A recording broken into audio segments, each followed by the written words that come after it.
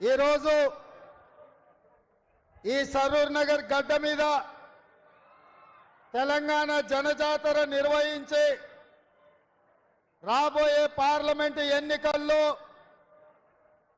Chevella parliament నియోజకవర్గం నుంచి doctor Ranjith Reddy గారిని, ఇబ్రహీంపట్నం నియోజకవర్గం నుంచి చామల కిరణ్ కుమార్ రెడ్డి గారిని, మల్కాజ్గిరి పార్లమెంటు నియోజకవర్గం నుంచి పట్నం సునీత మహేందర్ రెడ్డి గారిని ఈ ఎన్నికల బరిలో శ్రీమతి సోనియా గాంధీ గారు, శ్రీ మల్లికార్జున్ ఖర్గే గారు, శ్రీ రాహుల్ గాంధీ గారు ఎన్నికల బరిలో దించుతే ఈరోజు వారిని గెలిపించడానికి మన అభిమాన నాయకుడు కన్యాకుమారి నుంచి కశ్మీర్ వరకు 150 రోజులు 4000 కిలోమీటర్లు మండు టెండల్లో మంచు కొండల్లో పాదయాత్ర చేసి తండాలలో గూడాలలో మారుమూల పల్లెల్లో దళితులను, గిరిజనులను, ఆదివాసీలను, బలహీన వర్గాలను, మహిళలను, మైనారిటీలను,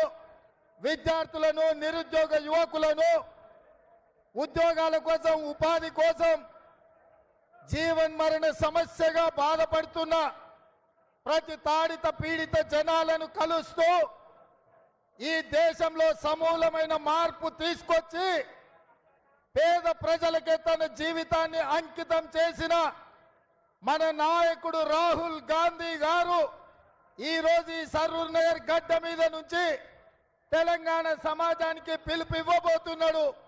తెలంగాణ రాష్ట్రంలో ఉన్న 17 పార్లమెంటు నియోజకవర్గాలలో కనీసం 14 పార్లమెంటు నియోజకవర్గాలను గెలిపించడం ద్వారా ఇండియా కూటమిని దేశంలో ప్రభుత్వాన్ని ఏర్పాటు చేయడానికి వారు కష్టపడుతున్నారు. తెలంగాణ తరఫున వారికి సగర్వంగా వారిని సాదరంగా ఆహ్వానిస్తున్న రాహుల్ గాంధీ గారి కోసం మీరందరూ పెద్ద ఎత్తున చప్పట్లు కొట్టి వారికి స్వాగతం పలకాల్సిందిగా కోరుకుంటున్నా. మిత్రులారా, ఇప్పటి వరకు 17 సార్లు పార్లమెంటు ఎన్నికలు జరిగినాయి. వివిధ సందర్భాలలో వివిధ అంశాల ప్రాతిపదికన ఆనాడు ఎన్నికలు జరిగినాయి. ఒకసారి సంక్షేమం కావచ్చు, ఇంకొకసారి అభివృద్ధి కావచ్చు, ఇంకొకసారి దేశ భద్రత కావచ్చు. కానీ 18వ లోక్సభ ఎన్నికలు మన యొక్క జీవన్ మరణ సమస్య ఈ దేశంలో డాక్టర్ బాబాసాహెబ్ అంబేద్కర్ గారు, మహాత్మా గాంధీ గారు అందించిన రాజ్యాంగమే ఈరోజు ప్రమాదంలో పడ్డది.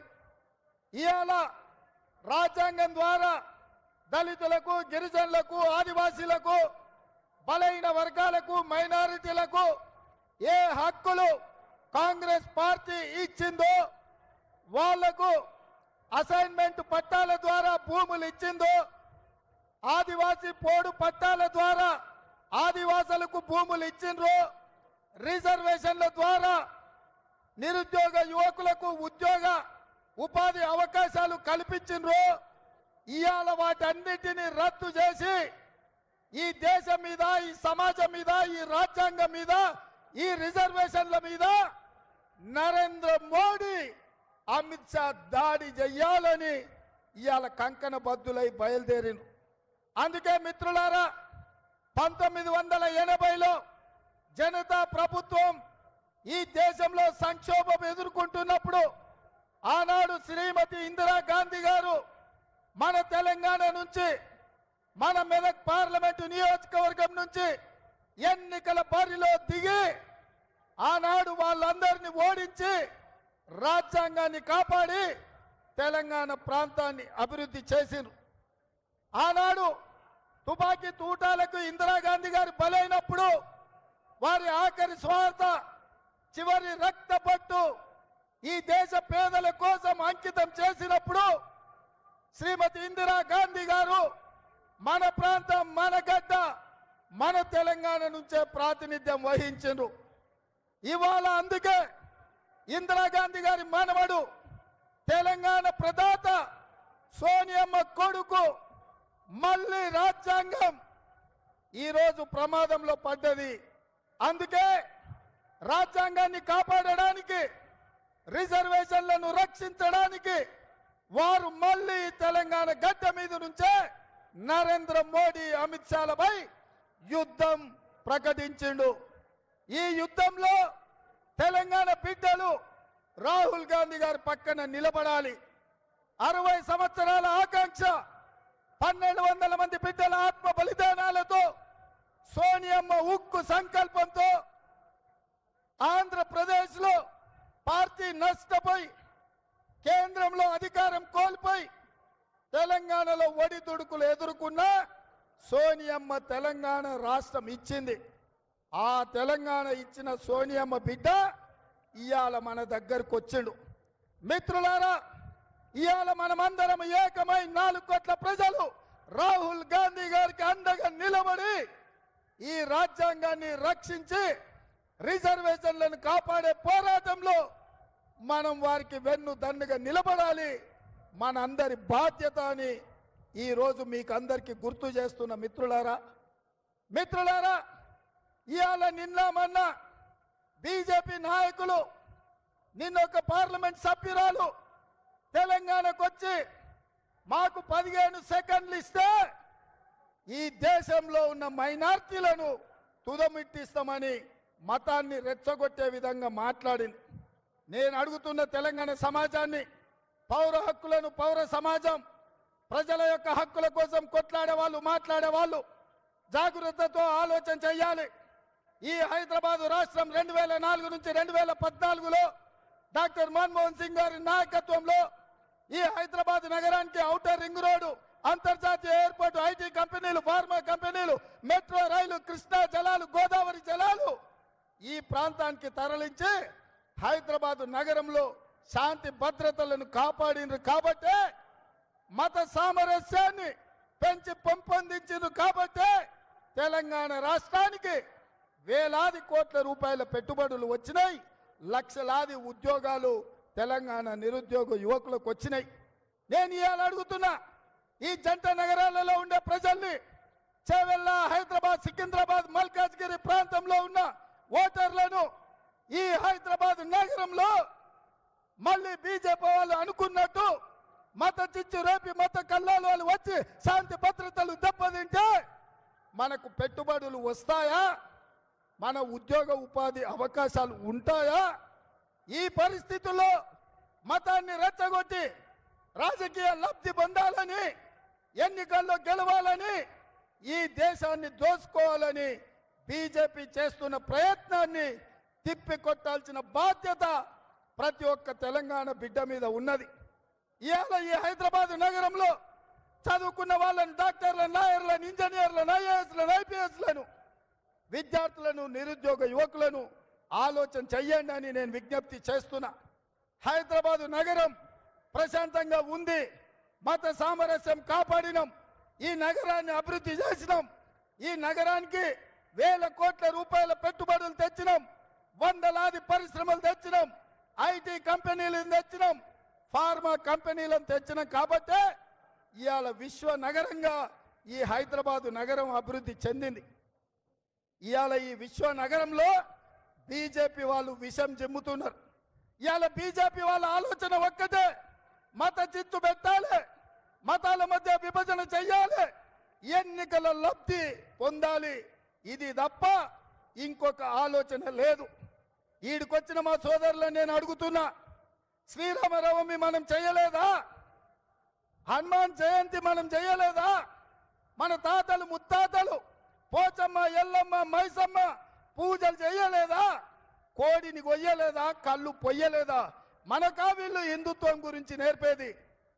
ఇవాళ కేవలం అక్షింతల పేరు మీద రాముడి వారి ప్రతిష్ట జరగక ముందే 15 రోజుల ముందుగానే గ్రామాలకు, పట్టణాలకు అక్షింతల పేరు మీద పంపించి ఓట్ల బిచ్చమెత్తుకునే ప్రయత్నం చేస్తున్నారు బీజేపీలు. అందుకే నేను ఒక మాట చెప్పదలుచుకున్నా ఈ వేదిక మీద నుండి, దేవుడు గుడిలో ఉండాలి, భక్తి గుండెల్లో ఉండాలి. ఇవాళ నా హిందువులకు, నా ముస్లిం సోదరులకు నేను విజ్ఞప్తి చేయదలుచుకున్నా.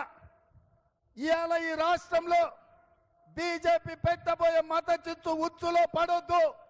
మనందరం సోదరులం, మనందరం మన రాష్ట్రాన్ని కాపాడుకుందాం. మన రాష్ట్రంలో శాంతి భద్రతలను రక్షించుకునే బాధ్యత మనది. ఇవాళ రెచ్చగొట్టే ప్రకటనలు చేసిన పార్లమెంటు సభ్యురాలి మీద తక్షణమే ఎన్నికల అధికారులు క్రిమినల్ కేసులు పెట్టాలి, అరెస్టు చేయాలి.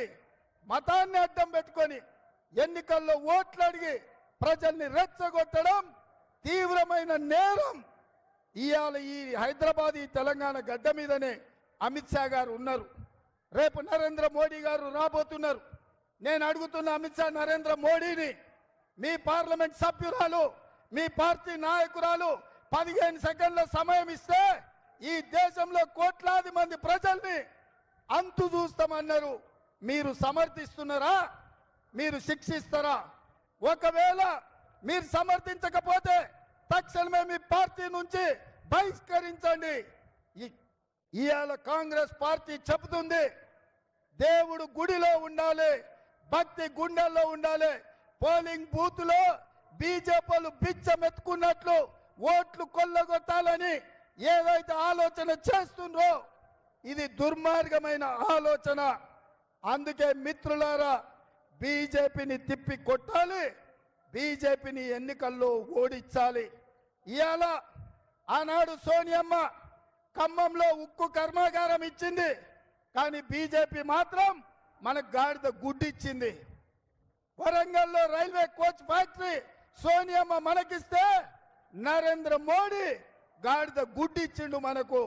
ఇవాళ ఐటీఐఆర్ కారిడార్ సోనియమ్మ మనకిస్తే నరేంద్ర మోడీ గాడిద గుడ్డిచ్చిండు.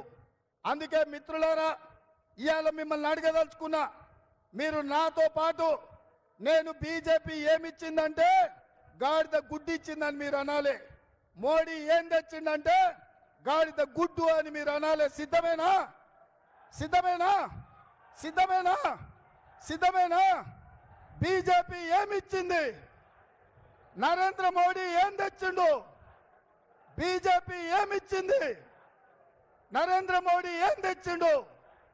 మరి మిత్రులారా, గాడిద గుడ్డిచ్చిన బీజేపీకి కర్రు గాల్చి వాత పెట్టాల్సిన బాధ్యత మన అందరి మీద ఉన్నది. మన నగరాన్ని కాపాడుకొని, మత సామరస్యాన్ని కాపాడుకొని, ఈ నగరంలో పెట్టుబడులు తెచ్చి ఈ నగరాన్ని విశ్వ నగరంగా చేసే బాధ్యత కాంగ్రెస్ పార్టీ తీసుకుంటుంది.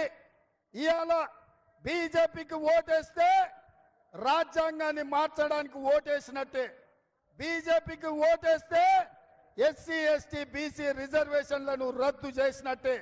అదే కాంగ్రెస్ పార్టీ రాహుల్ గాంధీ గారి నాయకత్వానికి ఓటేస్తే రాజ్యాంగాన్ని రక్షించడానికి ఓటేసినట్టు, రిజర్వేషన్లను పెంచడానికి ఓటేసినట్టు.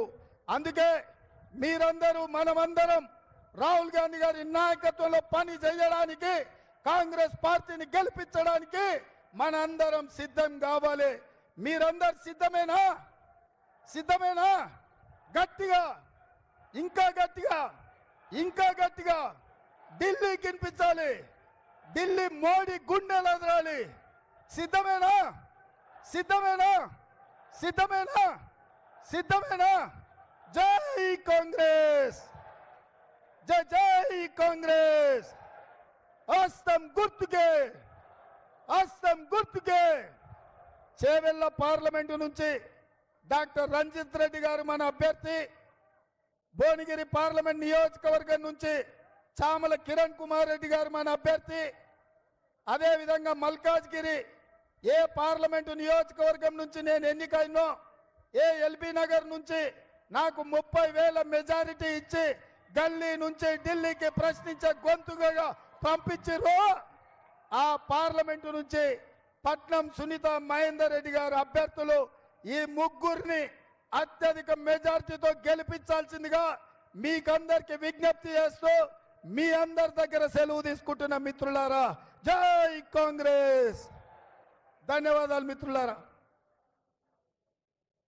ఇప్పుడు మన భారత అఖండత గురించి, భారత ప్రధానిగా కావడానికి కన్యాకుమారి నుంచి కాశ్మీర్ వరకు అయితే భారత్ జోడో యాత్ర నా యాత్రతో భారతదేశాన్ని ఒక ఉన్నతమైన దేశంగా తీర్చిదిద్దడానికి మూడు మన రంగుల ప్రధాని జెండా రాహుల్ బట్టి గాంధీ సింగమోలే కదిలినాడు ఒక్కరో కాంగ్రెస్ సూర్యుడు మన రాహుల్ గాంధీ నిగదీసి అడిగే మునగాడు వీడు భూమిన వానైతాడు బీద సాదల ధైర్యం వీడు దోపిడి దొంగల భరతం పడతాడు మన రాహుల్ గాంధీ దేశం బంగారు పోతే అవుతాడు ఇందిరమ్మ సంక్షేమాలు సోనియమ్మ చేసిన మేలు స్వాతంత్రం తెచ్చిన పార్టీ తెలంగాణ ఇచ్చిన పార్టీ మూడు రంగుల జెండా బట్టి సింగమోలే కదిలినాడు ఒక్కరో కాంగ్రెస్ సూర్యుడు మన రాహుల్ గాంధీ నిగదీసి అడిగే మునగాడు